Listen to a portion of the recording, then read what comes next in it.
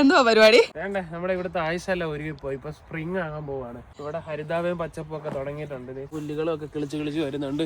ഇനി സ്നോ മാറ്റുന്നതിന് വരാനായിട്ട് നമ്മളെന്താണ് പുല്ല് വെട്ടി കൊടുക്കണം. അതാണ് നമ്മുടെ അടുത്ത പരിപാടി. അവിടെയൊക്കെ ഇങ്ങനെ ചെറിയ പച്ചപ്പ് വരാൻ തുടങ്ങി. അത്രയ്ക്ക് അങ്ങോട്ട് വളരുന്നില്ല, കാരണം തണുപ്പാണ്. ഇപ്പോഴും തണുപ്പ് തന്നെയാണ്. സ്നോ ഉരുകി പോയിട്ടുണ്ടെന്നേ ഉള്ളൂ. പക്ഷെ ഇപ്പോഴും നദികളിലൊക്കെ സ്നോ ഉണ്ട് കേട്ടോ, ഐസ് ഉണ്ട്. ഇന്നലെ നമ്മൾ ഈസ്റ്ററിന്റെ പരിപാടിക്ക് പോയപ്പോഴത്തേക്ക് കണ്ടില്ലേ, അവിടെ എല്ലാം നദിയിലൊക്കെ ഇപ്പോഴും ഐസ് ഉണ്ട്. ബാക്കി ഇവിടുത്തെ എല്ലാം ഉരുകി പോയിട്ടുണ്ട്. ഏവക്കുട്ടനാണെങ്കിൽ കളിക്കാനായിട്ട് ഇറങ്ങിയിരിക്കുകയാണ്. അവർക്ക് ഇനി എന്നാലും ഡ്രസ്സൊക്കെ ഉണ്ട് കേട്ടോ, വിന്ററിന്റെ അതേ ഡ്രസ്സ് തന്നെയാണ് ഇട്ടിരിക്കുന്നത്.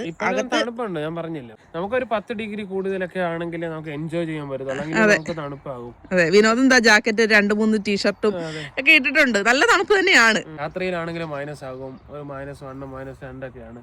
പകല് മാക്സിമം ഒരു +5 ഡിഗ്രീസ് ഒക്കെ വരാറുണ്ട്. അതെ, എല്ലാരും നമ്മളോട് ചോദിച്ചു വിനോദേ, നിങ്ങൾ എന്താണ് ഐസ് ഒക്കെ ഉരുകി പോയോ? ഇപ്പൊ ലേറ്റസ്റ്റ് വീഡിയോ ഇട്ടില്ലേ, ഈസ്റ്ററിന്റെ വീഡിയോസ് ഒക്കെ ഇട്ടപ്പോഴത്തേക്ക് സ്നോ ഒക്കെ ഉരുകിയോ, ഐസ് വീടിന്റെ വീഡിയോസ് ഒന്നും ബാക്കി കണ്ടില്ല, സ്പ്രിംഗ് ആയോ എന്നൊക്കെ ഒരുപാട് പേര് ചോദിക്കുന്നുണ്ടായിരുന്നു. നമ്മള് വീഡിയോസ് ഒന്നും അങ്ങനെ ഇട്ടില്ലായിരുന്നല്ലോ. ഐസ് വീടിന്റെ മാത്രമല്ല, നമ്മൾ ഐസ് ടെന്റിന്റെ വീഡിയോ ഇട്ടില്ല. ഐസ് ടെന്റ് ചെയ്തത് ഇവിടെ ആയിട്ടായിരുന്നു, എല്ലാം ഉരുകി പോയിട്ടുണ്ട്. ഐസ് ടെന്റും പിന്നെ ഐസ് വീട്, അതായത് ഐസ് വീട് ചെയ്തതിന്റെ ബാക്കി കുറെ ബ്രിക്സുകളൊക്കെ നമ്മുടെ കയ്യിൽ ബാക്കി വന്നിട്ടുണ്ടായിരുന്നേ. അപ്പൊ അതെല്ലാം കൂടെ എടുത്തിട്ട് ഏവക്കുട്ടനാണ് എന്തൊക്കെയോ ചെയ്തോണ്ടിരിക്കുവായിരുന്നു. അപ്പൊ നമ്മളാണെങ്കിൽ കരുതി ഗ്രില്ല് ചെയ്തോണ്ട് വെളിയിലിരുന്ന സമയത്ത് ഇവളിങ്ങനെ ഓരോ കാര്യങ്ങൾ ഇത് വെച്ച് ഉണ്ടായിക്കൊണ്ടിരിക്കുക. അപ്പൊ നമ്മള് ഇവിടെ കുഞ്ഞുണ്ടാക്കിയത്. കിളികളെല്ലാം കൂടെ ചെലച്ചിട്ടുണ്ടല്ലോ, ഒന്നും കേൾക്കാൻ പറ്റുന്നില്ല. കിളികൾക്കൊക്കെ ഇപ്പൊ സന്തോഷമാണ്, കാരണം എന്താണ്, വിന്റർ ഒക്കെ മാറി എല്ലാരും തിരിച്ചു വന്ന് ഹാപ്പിയായി. ഭയങ്കര ഹാപ്പിയായി.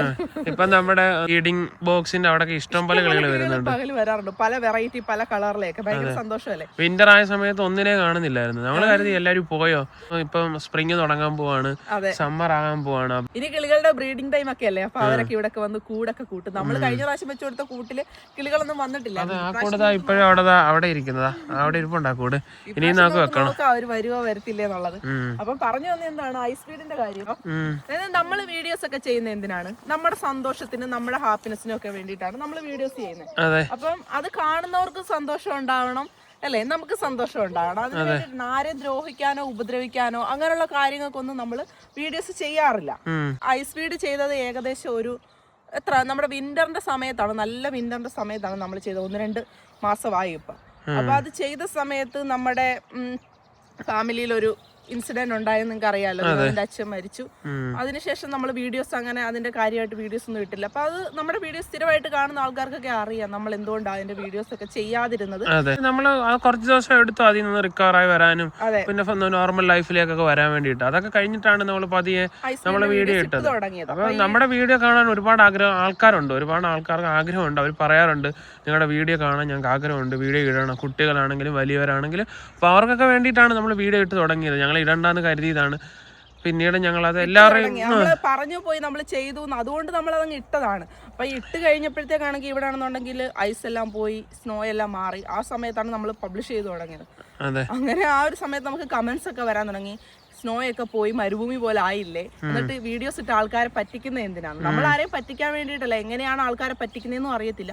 നമ്മുടെ കാര്യങ്ങളെല്ലാം നമ്മൾ അപ്ഡേറ്റ് ചെയ്തിട്ടാണ് ഓരോ വീഡിയോസും ചെയ്യുന്നത്. സ്ഥിരമായിട്ട് കാണുന്ന ആൾക്കാർക്ക് അറിയാം. ഈ കമന്റ് ഇട്ട ആൾ സ്ഥിരമായിട്ട് കാണുന്ന ഒരാളാണെന്ന് എനിക്ക് അവരുടെ ബാക്കിയുള്ള പ്രീവിയസ് കമന്റുകളിലേക്ക് പോയപ്പോൾ മനസ്സിലായി. നമ്മൾ എന്ത് ചെയ്താലും നമ്മളെ വന്നിട്ട് കളിയാക്കുന്ന ഒരു കൂട്ടം ആൾക്കാരുണ്ടല്ലോ, അതിൽ പെടുന്ന ഒരാളാണ് ഇവരെന്ന് എനിക്ക് മനസ്സിലായി.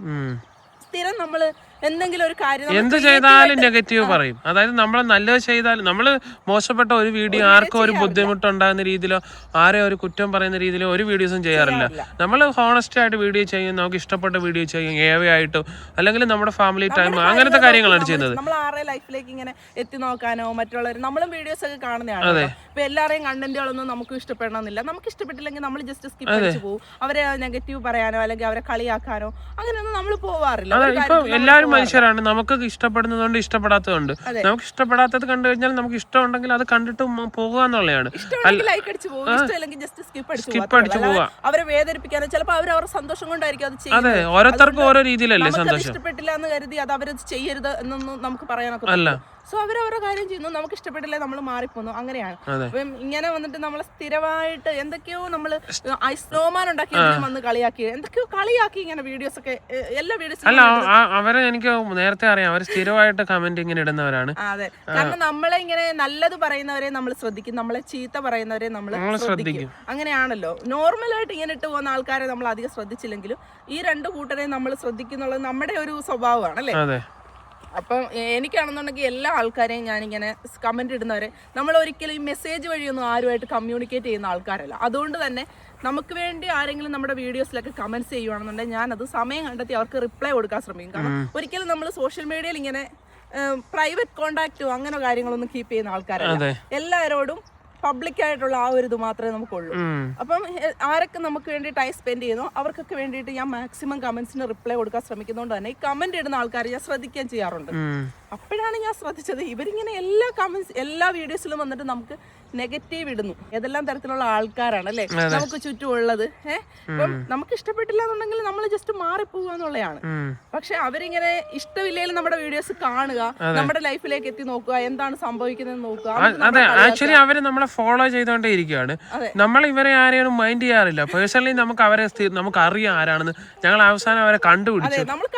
ഞങ്ങൾ കണ്ടുപിടിച്ചു അതാരാണെന്ന് ഞങ്ങൾക്ക് മനസ്സിലായി. പിന്നെയാണ് ഞങ്ങൾ മനസ്സിലായത് എന്ത് കാരണം കൊണ്ടാണ് ഇവര് വ്യക്തമായിട്ട് നമ്മളെ എപ്പോഴും ടാർഗറ്റ് ചെയ്തിട്ട് ഇങ്ങനെ കളിയാക്കുന്നത്. ജെലസാണോ എന്താണെങ്കിലും നമുക്കതൊരു വിഷയമല്ല, മനസ്സിലായില്ലേ. ഞങ്ങൾ ഇങ്ങനത്തെ കാര്യങ്ങളിലൊന്നും ഇടപെടാറുമില്ല, പോവാറുമില്ല. നമ്മൾ ആരെ ഫോളോ ചെയ്ത് അവരെ കുറ്റപ്പെടുത്തേണ്ട ഒരു കാര്യമില്ല. നമ്മള് ഒരു നെഗറ്റീവായിട്ട് നമ്മളാരെയും നെഗറ്റീവ് പറഞ്ഞ് വീഡിയോസ് ഇടാറില്ല. ഇതൊരു നെഗറ്റീവ് ആയിട്ടുള്ളല്ല, നമുക്ക് പറ്റിയൊരു അനുഭവം നമ്മളിങ്ങനെ ഷെയർ ചെയ്യാണ്. ഏതെല്ലാം തരത്തിലുള്ള ആൾക്കാരാണ് സോഷ്യൽ മീഡിയയിൽ അല്ലെങ്കിൽ സമൂഹത്തിൽ ഉള്ളതെന്നുള്ളത് കാണുമ്പോൾ പുറമെ നല്ല മാന്യരായിരിക്കും, ദൈവവിശ്വാസികളായിരിക്കും, ഭയങ്കര വല്ലാത്ത നല്ല ആക്ച്വലി ഇങ്ങനെ ചെയ്തിട്ട് ഒരു പ്രയോജനമില്ല. നിങ്ങൾ മനസ്സിലാക്കേണ്ടതെന്ന് വെച്ച് കഴിഞ്ഞാൽ നിങ്ങളുടെ മനസ്സിൽ നന്മയുണ്ടെങ്കിൽ നിങ്ങൾക്ക് ചെയ്യുന്ന പ്രവർത്തിക്കും അല്ലെങ്കിൽ ഫ്യൂച്ചറിന് നന്മ കിട്ടത്തുള്ളൂ. മറ്റുള്ളവരെ കളിയാക്കിയിട്ടും മറ്റുള്ളവരെ കളിയാക്കിയിട്ടും അവരുടെ നിങ്ങളുടെ മനസ്സിൽ തിന്മ വെച്ചിട്ട് എന്ത് ചെയ്തിട്ടും നിങ്ങൾ എത്ര നല്ലവരാകാൻ ശ്രമിച്ചാലും ഇന്നല്ലെങ്കിൽ നാളെ കർമ്മ നിങ്ങൾക്ക് പണി കിട്ടും. വിശ്വസിക്കുന്നതിനെക്കാട്ടിലും ഏറ്റവും കൂടുതൽ വിശ്വസിക്കുന്നത് കർമ്മയിലാണ് വിശ്വസിക്കുന്നത്. നമ്മൾ കാരണം എന്റെ ലൈഫിൽ എല്ലാ കാര്യങ്ങളും കർമ്മ എന്ന് പറയുന്ന ഒരു സംഭവം ശരിക്കും പ്രവർത്തിച്ചുകൊണ്ടിരിക്കുന്ന ഒരു കാര്യമാണ്. ചിലപ്പോ നമ്മുടെ മക്കളിലേക്കായിരിക്കാം, മക്കളിലേക്ക് നമ്മൾ എന്ത് ചെയ്യുന്നു അതായിരിക്കും കർമ്മയായിട്ട് വരിക എന്നുള്ളത്. അപ്പൊ എനിക്ക് ഇങ്ങനെയുള്ളവരോടൊക്കെ പറയാനുള്ളത് എല്ലാരും മനുഷ്യരാണ്. ഞങ്ങൾക്കും ഇഷ്ടമുള്ളത് കൊണ്ട് ഇഷ്ടമില്ലാത്തവരുണ്ട്, ദേഷ്യമുള്ളവരുണ്ട്, കുശുമ്പുള്ളവരുണ്ട്. ഇത് മനുഷ്യ സഹജമാണ് ഇതൊക്കെ. പക്ഷെ നമ്മൾ ആരെയും പോയി പേഴ്സണലി അവരെ വേദനിപ്പിക്കാറോ അല്ലെങ്കിൽ കുത്തി നോക്കാറോ ഇല്ല. നമുക്ക് ഇഷ്ടമില്ലാത്തത് കാണുമ്പോഴോ ഇഷ്ടമില്ലാത്തത് നോക്കുമ്പോഴോ നമ്മൾ മൈൻഡ് ചെയ്യാറില്ല, നമ്മുടെ മനസ്സിൽ വെക്കും. ഒരാളെ പബ്ലിക്കായിട്ട് നിങ്ങൾ അപമാനിക്കുമ്പോഴത്തേക്ക് അവർക്കുണ്ടാകുന്ന വേദന വളരെ വലുതാണ്, അത് മനസ്സിലാക്കുക. ഇവരുമായിട്ട് റിലേറ്റ് ചെയ്തിട്ട് നമുക്ക് ഒരുപാട് അനുഭവങ്ങൾ നമ്മൾ ഇങ്ങോട്ടല്ലേ ഒരുപാട് പ്രാവശ്യം വന്നിട്ടുണ്ട്. നമുക്ക് ഒരുപാട് അവസരങ്ങളും ഉണ്ടായിരുന്നു ഇവർക്ക് മറുപടി കൊടുക്കാനും പലതും. പക്ഷെ നമ്മളതൊന്നും വേണ്ട, ഞങ്ങൾക്ക് അതൊരു വിഷയമല്ല, മനസ്സിലായില്ലേ. അതെ, ഇങ്ങനെ ഫോളോ ചെയ്തോണ്ടിരുന്നു കഴിഞ്ഞാൽ നിങ്ങൾക്ക് എന്ത് കിട്ടാനാ? ഞങ്ങളെ ഫോളോ ചെയ്തിട്ട് ഒരു കാര്യമില്ല. നിങ്ങൾ നമ്മൾ മറ്റുള്ളവരുടെ വീഡിയോയിലേക്കോ അവിടേക്കോ ഇവിടേക്ക് പോയിട്ട് ഒന്ന് നോക്കുന്ന ആൾക്കാരല്ല. നമ്മുടെ അടുത്തേക്ക് വരുമ്പോൾ മാത്രമാണ് നമ്മളിത് ശ്രദ്ധിക്കുന്നത്, മനസ്സിലായില്ലേ. ഈ ലോകത്ത് ആരെന്ത് ചെയ്താലും നമുക്കൊരു പ്രശ്നമില്ല. നമ്മളെ ബാധിക്കുന്ന ഒരു കാര്യം അല്ലാത്തിടത്തോളം കാലം നമുക്കൊരു പ്രശ്നവുമല്ല, മനസ്സിലായി. ഇതിപ്പോ നമ്മളെ ബാധിക്കാന്ന് പറഞ്ഞു കഴിഞ്ഞാൽ നമ്മുടെ വീഡിയോയുടെ അടിയിൽ വന്നിട്ട് നമ്മൾ മറ്റുള്ളവരെ മിസ്ലീഡ് ചെയ്യുന്നു, മറ്റുള്ളവരെ പറ്റിക്കുന്നു എന്നൊക്കെ പറയുമ്പോഴത്തേക്കും, അതായത് ഒരു ഐസ് ഹോം ഉണ്ടാക്കിയിട്ട് നമ്മൾ ആരെയും പറ്റിക്കുന്നില്ല, മനസ്സിലായില്ലേ. അത് വെച്ചിട്ട് നമ്മുടെ ഐസ് വീടിന്റെ വീഡിയോ വെച്ചിട്ട് കുട്ടികൾ പഠിക്കുന്നവരുണ്ട് സ്കൂളിൽ. 1ാം ക്ലാസ്സിലെ കുട്ടികൾക്ക് പാഠ്യ വിഷയത്തിൽ നമ്മുടെ വീഡിയോസ് എടുത്തിട്ടുണ്ട്. അത് മാത്രമല്ല ഇവിടുത്തെ കുട്ടികൾക്ക് നമ്മളത് ഉപകാരപ്പെടുന്ന രീതിയിലാണ് അതൊക്കെ ചെയ്തിട്ടുള്ളത്, ആ കാര്യം ചെയ്തിട്ടുള്ളത്. ഞങ്ങളത് ഷോർട്സിലൊക്കെ പറഞ്ഞിട്ടുണ്ട്. ഇപ്രാവശ്യം എന്താണ് ഡേ കെയറിലെ കുട്ടികളും ഒരുപാട് ആൾക്കാർ വന്നിട്ടുണ്ടായിരുന്നു കാണാൻ വേണ്ടിട്ട്. കുട്ടികൾക്ക് അത് പഠന വിഷയമാക്കാനായിട്ട് കളേഴ്സ് ഒക്കെ പഠിപ്പിക്കുന്ന ആ ഒരു ടൈമായിരുന്നു. അപ്പൊ അവർക്ക് വന്നിട്ട് കളേഴ്സ് ഒക്കെ പരിചയപ്പെടുത്തി കൊടുത്ത് ഞങ്ങളുടെ ബോസ് ഒക്കെ ഭയങ്കര പ്രൗഡാണ് ആ ഒരു കാര്യത്തില്. അവര് വന്നിട്ട് എന്താ പറയുക, അവർക്ക് ഭയങ്കര രോമാഞ്ചം വരുന്നതൊക്കെയാണ് അവർ പറഞ്ഞത്. ഈ ഒരു കാര്യങ്ങളൊക്കെ നമ്മൾ അവർക്ക് വേണ്ടി ചെയ്തു കഴിഞ്ഞപ്പോ ഈ ഒരു ഗ്രാമത്തിലുള്ള ആൾക്കാരെല്ലാരും വരികയും അവർക്കൊക്കെ ഒത്തുകൂടാനൊരു അവസരമൊക്കെ ചെയ്തു കൊടുക്കുകയൊക്കെ ചെയ്തപ്പോഴത്തേക്ക് ഭയങ്കര പ്രൗഡാണ്. എനിക്ക് പ്രത്യേക സർട്ടിഫിക്കറ്റും കാര്യങ്ങളും ഒക്കെ. അതായത് ഇപ്പം നമ്മുടെ ഡേ കെയറിലാണെന്നുണ്ടെങ്കിൽ ഇതുപോലെ ഇങ്ങനെ സർവേയും കാര്യങ്ങളും ഒക്കെ ഉണ്ടായിരിക്കുമല്ലോ എല്ലാ വർഷത്തെയും. അപ്പൊ കഴിഞ്ഞ വർഷത്തിലേക്കാളിലൊക്കെ ഏറ്റവും കൂടുതലാണ് ഈ പ്രാവശ്യം നിൽക്കുന്നത്. അപ്പൊ നമ്മുടെ എംപ്ലോയർ ആണെന്നുണ്ടെങ്കിൽ നമ്മളെ വിളിച്ചിട്ട് ഓരോ എംപ്ലോയീസിനെയും വിളിച്ചിട്ട് ഇങ്ങനെ സർവേയും കാര്യങ്ങളും ഒക്കെ ഉണ്ടായിരിക്കും. അതിനകത്താണ് നമ്മുടെ സർട്ടിഫിക്കറ്റും കാര്യങ്ങളും ഗുഡ് സർട്ടിഫിക്കറ്റ് ഒക്കെ കിട്ടിയെന്നല്ലേ? ഗുഡ് സർട്ടിഫിക്കറ്റ് ഒക്കെ കിട്ടി. അതൊക്കെ നമുക്ക് ഭയങ്കര എന്താ പറയുക, അതൊക്കെ നമുക്കൊരു പ്രൗഡായിട്ടുള്ള മൊമെന്റ് ആണ്. നമ്മളെ ഇവർ അംഗീകരിക്കുക എന്നുള്ളത് നമുക്കൊരു വലിയൊരു കാര്യം തന്നെയാണ്. അതെ, അത് വേറൊരു രാജ്യത്ത് വേറൊരു ഭാഷ, വേറെ ഭാഷയിലുള്ള കുട്ടികൾ, വേറെ കൾച്ചർ. അപ്പൊ അങ്ങനത്തെ ഒരു കാരണം കൊണ്ടാണ് പിന്നെ ഞങ്ങൾ കരുതി എന്തായാലും ഇത്രയായില്ല, ഇനി ഐസ് ഫീഡിന്റെ ഫുൾ വീഡിയോസ് ഒന്നും ഇടണ്ട, അങ്ങനെ വിട്ടേക്കാന്ന് കരുതി. അപ്പൊ നമ്മുടെ നല്ല ഗുഡ് മെമ്മറീസിന് വേണ്ടി ചെയ്ത കാര്യങ്ങൾ ഞങ്ങളത് സേവ് ചെയ്ത് വെച്ചിട്ടുണ്ട്. ഇപ്പൊ അത് പബ്ലിക് ആക്കിയില്ലെങ്കിൽ പോലും നമ്മൾ അതെല്ലാം സേവ് ചെയ്ത് നമ്മൾ വെച്ചിട്ടുണ്ട്. നല്ല ഒരു ഓർമ്മയായിട്ട് അതിങ്ങനെ പോകും. അതാണെന്നുണ്ടെങ്കിൽ നമ്മള് നല്ല കളറൊക്കെ പോയ സമയത്തുണ്ടല്ലോ, അതിന്റെ കളറൊക്കെ പോയി ഫുൾ വെള്ളയായിട്ടുണ്ടായിരുന്നു. എന്നിട്ട് സ്നോ വീണ സമയത്ത് നമ്മൾ അതിലാണെന്നുണ്ടെങ്കിൽ ഇങ്ങനെ ശരിക്കും മഷ്റൂം പോലെ ആക്കി എടുത്തിട്ടുണ്ടായിരുന്നത്. നല്ല ഭംഗിയായിരുന്നു കാണാനായിട്ട്. ഇങ്ങനെ മഷ്റൂം പോലെ വന്നപ്പോഴത്തേക്ക് ശരിക്കും മഷ്റൂം ഹോം ആയത് അപ്പോഴായിരുന്നു. അത് കഴിഞ്ഞപ്പോഴത്തേക്ക് പിന്നെ ഫുൾ ഇങ്ങനെ വൈറ്റ് ആയി കഴിഞ്ഞപ്പോഴത്തേക്ക് അന്നേരം അരോരോ വന്നു കേട്ടോ. ഇത് നമ്മൾ ഉണ്ടാക്കുന്ന സമയത്ത് അരോരോ വന്നു, ഇത് കഴിഞ്ഞ പ്രാവശ്യത്തെ ഇഗ്ലൂന് അരോരോ വന്നു. അരോരോ ഉണ്ടെങ്കിൽ അതിന് ബ്യൂട്ടിഫുൾ ആണ്. നമ്മൾ ഒരുപാട് ആൾക്കാരുടെ വീഡിയോസ് കണ്ടിട്ടുണ്ട് ഇങ്ങനെ ഐസ് ഹോം ഒക്കെ ഉണ്ടാക്കുന്നത്. പക്ഷെ ആരോരെ ഇതും കൂടെ കാണുന്നതെന്ന് വെച്ച് കഴിഞ്ഞാൽ ഒരു പ്രത്യേക ഫെയറി ടൈലാണ്. അതെ, നമുക്കൊരു എന്താണ് ഒരു ഡ്രീം ആണത്. അപ്പൊ അത് വരുവാന്ന് വെച്ച് കഴിഞ്ഞാല് മനസ്സുകൊണ്ട് നമ്മൾ എപ്പോഴും സാറ്റിസ്ഫൈഡ് ആവും ശരിക്കും. അപ്പൊ അത് വന്നു കഴിഞ്ഞപ്പോഴത്തേക്ക് ആദ്യം നമ്മൾ ഉണ്ടാക്കിക്കൊണ്ടിരുന്നപ്പോ വന്നു, പിന്നെ ആ പണി പൂർത്തിയായി കഴിഞ്ഞപ്പോ വന്നു, അത് കഴിഞ്ഞ് ഫുൾ വൈറ്റ് ആയി കഴിഞ്ഞപ്പോ, അതായത് മെൽറ്റ് ആയി പോകുന്നതിന് 2 ദിവസം മുന്നേ കൂടി വന്നിട്ട് പിന്നെ അത് മെൽറ്റ് ആയിട്ട് അത് പോവായിരുന്നു. നമ്മൾ അതിനകത്താണ് പാർട്ടിയൊക്കെ നടത്തി, അന്യ ഫാമിലി ഒക്കെ കാണാൻ വന്നിട്ടുണ്ടായിരുന്നു, പിന്നെ കുട്ടികളൊക്കെ വന്നിട്ടുണ്ടായിരുന്നു.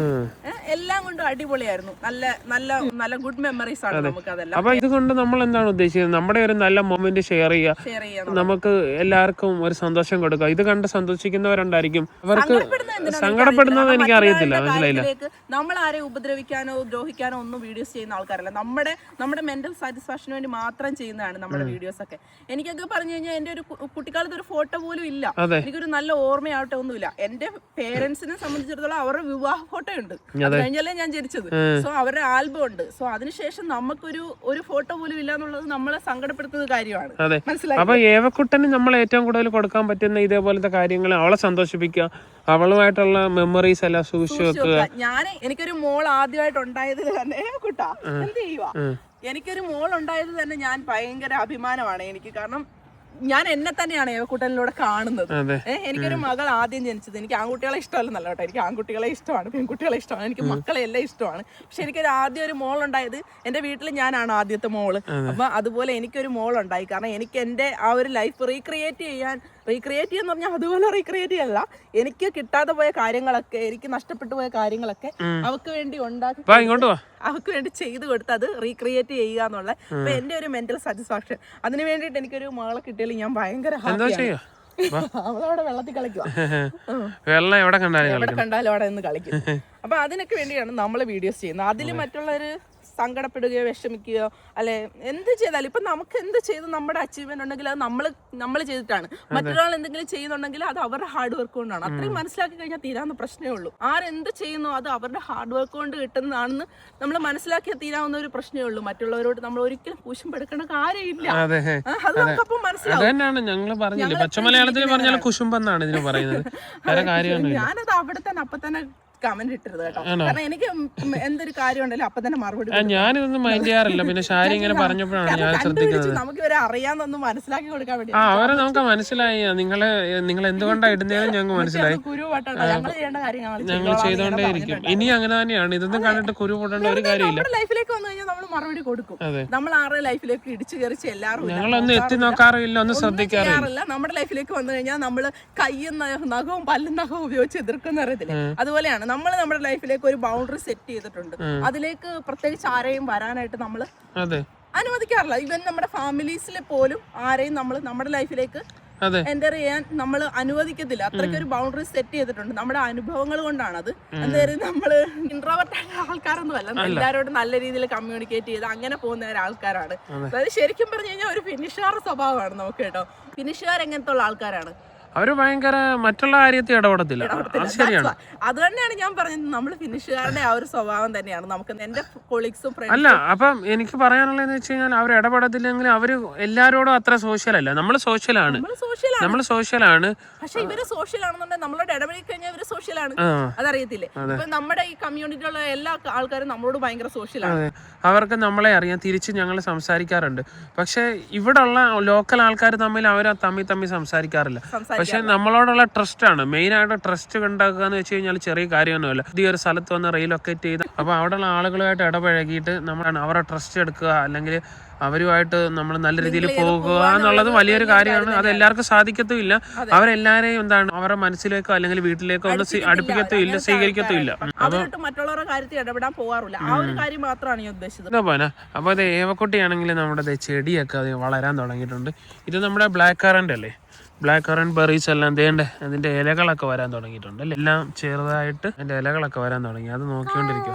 ഇതില് ഇലയും കായും പൂവും എല്ലാം ഒരുമിച്ചാ വരുന്നത്. പെട്ടെന്ന് ഇപ്പൊ കണ്ടോണം, കുറച്ച് ദിവസത്തിനുള്ളിൽ ഇതെല്ലാം നല്ല ഒറ്റ ഇലയില്ലേ, ഇലയും വരും, പൂവും വരും, കായും വരും. പെട്ടെന്നായിരിക്കും കാലാവസ്ഥ എല്ലാം മാറി. ഇതിലെല്ലാം ഇപ്പൊ പൂവും ഇലയും കായും ഒക്കെ വരും. അവിടത്തെ കിളിച്ചു, അവിടത്തെ കുഞ്ഞ് കാണിക്കണമെന്നാ പറയുന്നത്. അങ്ങോട്ട് പോകും, നമുക്ക് നോക്കാം. വെള്ളമാണ്. അപ്പൊ കാലാവസ്ഥ മാറുന്നതനുസരിച്ച് നമ്മൾ ഡ്രസ്സും കാര്യങ്ങളും ഒക്കെ വാങ്ങിക്കണം. ഏവക്കുട്ടന് നമ്മള് സ്പ്രിങ് തുടങ്ങിയപ്പോ തന്നെ സ്പ്രിങ്ങിന്റെ ഡ്രസ്സുകളൊക്കെ വാങ്ങിച്ചിട്ടുണ്ട്. ഇവിടെയൊക്കെ വെള്ളമാണ് കേട്ടോ, വെള്ളത്തിലൊക്കെ കളിക്കാനായിട്ട്. അപ്പം പിന്നെ ഈ ഐസ് മെൽറ്റായി, പിന്നെ ചെറുതായിട്ട് മഴയൊക്കെ പെയ്ത് ഇവിടെ എല്ലാം വെള്ളമായിരുന്നു. അപ്പൊ ഡേ കെയറിലൊക്കെ പോകുമ്പോഴത്തേക്ക് കുട്ടികൾ വെള്ളത്തിലാണ് കളിക്കുന്നത്. അപ്പൊ നോർമൽ വിന്റർ ഡ്രസ്സ് ഇട്ട് കഴിഞ്ഞ് കഴിഞ്ഞാൽ അതെല്ലാം നനയും. സ്പെഷ്യൽ ആയിട്ടുള്ള ഷൂ ഉണ്ട്, വാട്ടർ റെസിസ്റ്റ് ആയിട്ടുള്ള വെള്ളം പിടിക്കാത്ത ഷൂസ് ഉണ്ട്, അതൊക്കെ ഇടണം. അപ്പം പിന്നെ അതൊക്കെ വാങ്ങിച്ചിട്ടുണ്ട്. അതെല്ലാം ഷോപ്പിൽ പോയി നമ്മൾ വാങ്ങിച്ചു. ഓരോ കാലാവസ്ഥയ്ക്ക് അനുസരിച്ചുള്ള ഡ്രസ്സുകൾ ഇവിടെ ഉപയോഗിക്കണം എന്നുള്ളതാണ്. അപ്പൊ അവള് വളരുന്നതനുസരിച്ച് നമുക്ക് ഇങ്ങനെ 1-2 വർഷം കൂടുമ്പോൾ അവൾക്ക് വേണ്ടി ഇങ്ങനെ വാങ്ങിച്ചോണ്ടിരിക്കണം. ഒന്നെങ്കിൽ നമ്മളാണെന്നുണ്ടെങ്കിൽ സെക്കൻഡ് ഹാൻഡ് ഷോപ്പിൽ പോയിട്ട് വാങ്ങിക്കും. ഇല്ലെന്നുണ്ടെങ്കിൽ അവിടെ കിട്ടിയില്ല എന്നുണ്ടെങ്കിൽ പിന്നെ പുതിയത് വാങ്ങിച്ചാലേ ഓപ്ഷൻ. ചില സമയത്ത് ഓഫറുകളൊക്കെ കിട്ടും, ആ സമയത്ത് നമ്മൾ ഷോപ്പിൽ നമ്മൾ വാങ്ങിക്കും. അപ്പൊ കൂട്ടനെ വാങ്ങിച്ചിട്ടുണ്ട്. പിന്നെ അത് മാത്രമല്ല നമ്മൾ ചെടികളും പിന്നെ ഇത് ബൾബുകളും അതും ഇതും എല്ലാം വാങ്ങിച്ച് എല്ലാം വെച്ചിട്ടുണ്ട്. പക്ഷെ ഇപ്പോഴും നടാനുള്ളൊരു കിളിച്ചില്ല. നടാനുള്ളൊരു സമയമായിട്ടില്ല. കാരണം ഇപ്പോഴും രാത്രിയിലൊക്കെ -6 അപ്പൊ നല്ല രീതിയിൽ ഫ്രീസ് ആയി പോയതല്ല. അതുകൊണ്ട് തന്നെ നമുക്ക് ഇപ്പോഴും അത് വെളി വെക്കാറായിട്ടില്ല. എല്ലാം വാങ്ങി വീട്ടിൽ കൊണ്ടുവന്ന് ഇങ്ങനെ വെച്ചേക്കുവാണ്. ഇനി ഒരു മാക്സിമം ഒരു 1-2 ആഴ്ച കൂടെ ഇങ്ങനെയൊക്കെ തന്നെ ആയിരിക്കും. പെട്ടെന്നൊന്ന് ചൂടായാൽ മതിയായിരുന്നു. കാരണം ഇപ്പൊ ഒരു ഭംഗിയില്ല. അസുഖങ്ങളൊക്കെയാണ്. ഇപ്പൊ എനിക്കാണെങ്കിൽ പനിയാണ്. എവിടെ പനി മാറി വരുന്നത്. പക്ഷെ ആയിരിക്കും പനിയാണ്. എനിക്കാണ് ആക്ച്വലി ശരിക്കും പനി വന്നിട്ട് മാറിയിട്ടേ ഇല്ല. എന്റെ മൂക്കെല്ലാം അടഞ്ഞിരിക്കുകയാണ് കേട്ടില്ലേ. അപ്പൊ ഇത് കണ്ടോ, ഇപ്പൊ ഇവിടെ ഇങ്ങനത്തെയാണ് അവസ്ഥ. കാണാറുണ്ടെങ്കിൽ എല്ലാവർക്കും പനിയൊക്കെ വന്നിട്ട് അതെ, മൂക്കെല്ലാം അടഞ്ഞിരിക്കുവാ കുഞ്ഞിന്. എല്ലാവർക്കും പനിയാണ്. ഇപ്പൊ എന്തായാലും ഇത്രയും ദിവസം 2-3 ദിവസം നമുക്ക് ഈസ്റ്ററിന്റെ അവധിയായിരുന്നു അല്ലേ. ഇനിയിപ്പം നാളെ തൊട്ട് പോണം. ശാരിയമ്മയ്ക്ക് എല്ലാവർക്കും അവധിയായിരുന്നു. എനിക്ക് പിന്നെ ആവശ്യത്തിന് അവധിയുണ്ട്. ഞാൻ പറഞ്ഞില്ല, എനിക്ക് ആവശ്യത്തിന് അവധിയുണ്ട്. ഇനി കുറച്ച് ദിവസങ്ങൾ ജോലിക്ക് പോയാൽ മതി. അപ്പം അവധിയുള്ള സമയത്ത് ഞാൻ വെറുതെ വീട്ടിൽ ബോറടിച്ചിരിക്കും. എന്റെ ഈസ്റ്ററിന്റെ അവധിയൊന്നും അല്ല, ഇത് നോർമൽ അവധിയാണ് വിനോദിന്റെ. ഞങ്ങൾക്കായിരുന്നു ഈസ്റ്ററിന്റെ അവധിയൊക്കെ കിട്ടിയത്. അപ്പൊ ഇത് തീർന്ന് ഇനി പോകണം. അപ്പൊ ഈസ്റ്ററിന്റെ പരിപാടിക്കൊക്കെ നമ്മൾ പോയിട്ടുണ്ടായിരുന്നു. ഇവരെ എഗ് ഹണ്ടിങ്ങിനൊക്കെ പോയായിരുന്നു. അതെ, അതിന് ഗിഫ്റ്റ് ഒക്കെ കിട്ടി അന്നയൊക്കെ ആയിട്ട്. ഞാൻ പോയില്ല, ഞാൻ ജസ്റ്റ് അവരുടെ കൂടെ പിന്നെ കാറിൽ പോയതേ ഉള്ളൂ. കുട്ടികളെല്ലാം ഇങ്ങനെ പോവായിരുന്നു, അന്നയും പിന്നെ അന്നയുടെ കസിനും ഏവയൊക്കെ ആയിട്ട്. പിന്നെ നമ്മൾ എന്തിനാ പോയത്? അത് കഴിഞ്ഞിട്ട് നമ്മൾ ബോൺഫയറിന് പോയല്ലേ. ബോൺഫയറിന് പോയി. ഏവക്കൂട്ടരാണെന്നുണ്ടെങ്കിൽ വീടുകളിലെല്ലാം, ഗ്രാമത്തിലെ വീടുകളിലൊക്കെ പാട്ടൊക്കെ പാടി ഗിഫ്റ്റുകളൊക്കെ ഇഷ്ടം പോലെ കൊണ്ടുവന്നു. ഓരോരോ അന്ധവിശ്വാസങ്ങളാണല്ലേ. ഒരു സന്തോഷം, അത്രയേ ഉള്ളൂ. ആർക്കും ഉപദ്രവം ഇല്ലാത്തയാണല്ലോ ഇതൊക്കെ. ആരും അടിച്ചേൽപ്പിക്കാത്ത, ആർക്കും ഉപദ്രവം ഇല്ലാത്ത ചെറിയ ചെറിയ ട്രഡീഷൻസ് ആണ് ഇതൊക്കെ. അന്ധവിശ്വാസം നിങ്ങൾ പറഞ്ഞാൽ വിശ്വസിക്കാത്ത അത്ര അന്ധവിശ്വാസം ഇവിടെ ഉണ്ട്. പ്രത്യേകിച്ച് പറയുന്നില്ലെന്നേ ഉള്ളൂ. നമ്മുടെ നാട്ടിൽ പോലും ഇല്ലാത്ത അന്ധവിശ്വാസം ഇവിടെ ഉണ്ട്. അതെനിക്ക് ഡീപ്പായിട്ട് ഞാൻ ഇവരോടൊക്കെ കണക്ട് ആയതുകൊണ്ട് എനിക്ക് അറിയാവുന്ന കുറച്ച് കാര്യങ്ങൾ ഞാനത് പറയുന്നില്ലെന്നേ ഉള്ളൂ. അതെ, തെറ്റില്ല, പക്ഷെ വേണ്ട, എനിക്കത് പറയാൻ താല്പര്യമില്ല. അതുകൊണ്ടാണ് പറയാത്തത്. അന്ധവിശ്വാസം ഉണ്ട്, ഇവിടെ വിശ്വാസികളുണ്ട്. അടിച്ചേൽപ്പിക്കുന്നില്ല. അതാണ് വിശ്വസിക്കുന്നതെന്ന് വെച്ച് കഴിഞ്ഞാൽ ഇവര് അവരുടെ മനസ്സിന്റെ സമാധാനത്തിന് വേണ്ടി ദൈവത്തിൽ വിശ്വസിക്കുന്നു, അത്രേ ഉള്ളൂ. അല്ലാതെ അതിങ്ങനെ പ്രചരിപ്പിച്ച് നടക്കുകയോ മറ്റുള്ളവരിലേക്ക് അടിച്ചേൽപ്പിക്കുകയോ അങ്ങനെയൊന്നും ചെയ്യുന്ന പരിപാടികളൊന്നും ഇവർക്കില്ല. അവരുടെ വിശ്വാസം, അവരുടെ സ്വകാര്യത, അങ്ങനെയാണ് ആ ഒരു കാര്യങ്ങളൊക്കെ. അതുകൊണ്ട് തന്നെയാണ് ഇവിടെ എന്താ പറയുന്നത്, ഭയങ്കര ഹാപ്പിയസ്റ്റ് കൺട്രി ആണല്ലോ. ആരും ആരുടെ കാര്യത്തിൽ ഇടപെടാറില്ല. അവരവർക്ക് അവരവരുടെ കാര്യങ്ങൾ കാരണം ഇവിടെ എല്ലാവർക്കും എല്ലാം ഉണ്ട്. ഇവിടെ വലിയവനെന്നോ ചെറിയവനെന്നോ അങ്ങനെ വലിയ വ്യത്യാസമൊന്നുമില്ല. അടിസ്ഥാന സൗകര്യങ്ങളില്ലാത്ത ആരും തന്നെ ഇല്ല. ഇവിടെ ഇല്ല. അവർക്ക് ജീവിക്കാനുള്ള നിവൃത്തി എന്താണ് അവരുടെ ഗവൺമെന്റ് കൊടുക്കുന്നുള്ളതുകൊണ്ട് അവർക്ക് എല്ലാ സൗകര്യങ്ങളും ഇവർക്ക് കൊടുക്കുന്നുണ്ട്. പിന്നെ മനുഷ്യരുടെ മെന്റാലിറ്റിയും വേറെയാണ്. ഇപ്പം പോപ്പുലേഷൻ കുറവാണെന്നുള്ള അല്ല, മനുഷ്യരുടെ മെന്റാലിറ്റി ഒരു മാറ്റർ തന്നെയാണ് സന്തോഷത്തിന്റെ കാര്യത്തില്.